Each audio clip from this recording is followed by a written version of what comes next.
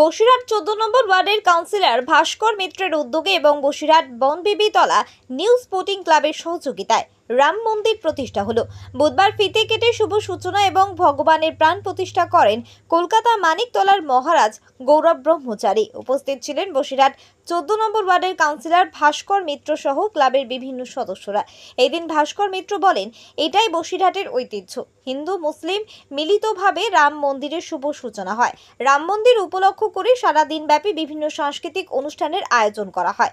পাশাপাশি বহু আগত মানুষকে ভোগের ব্যবস্থা করা হয়। এদিন বসিরহাট ১৪ নম্বর ওয়ার্ডের কাউন্সিলর ভাস্কর মিত্র সাংবাদিকদের মুখোমুখি হয়ে বলেন, আজকে আপনারা দেখছেন যে বসিরহাটের বুকে সর্বপ্রথম রাম মন্দির বিতর্কিত বিষয়, কিন্তু হিন্দুদের আবেগ, হিন্দুদের ভালোবাসার সেই রাম মন্দির আজকে ১৪ নম্বর ওয়ার্ডের বুকে প্রথম হতে চলেছে। রমজান মাস চলছে, অন্যদিকে দেখছি যে হিন্দু মুসলিম একাকার মিলে রাম মন্দিরের উদ্বোধন।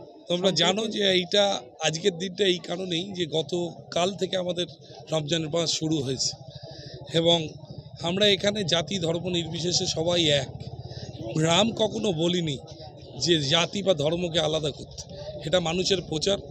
রাম চেয়েছিল সুশাসন, আমরা সুশাসনের পক্ষে এবং ওই জন্যেই আজকে সমস্ত জাতি ধর্ম নির্বিশেষে আমরা এক জায়গায়। সামনে কি লোকসভা ভোট সঙ্গের সাথে করেই কি এই রাম মন্দির?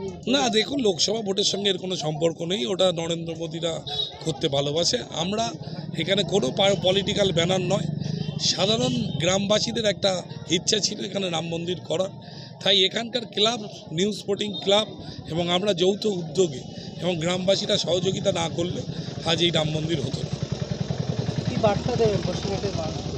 বার্তা একটা জিনিসই দেবো যে বসিরহাটের মানুষ দীর্ঘদিন দেখেছে বা একটা খারাপ সময় কাটিয়ে এসেছি আমরা বলবো যে রাম মন্দির, রাম রাজত্ব মানে সুশাসন, আমরা সেই সুশাসনের পক্ষে এবং আমরা সবাই একসঙ্গে থাকতে চাই।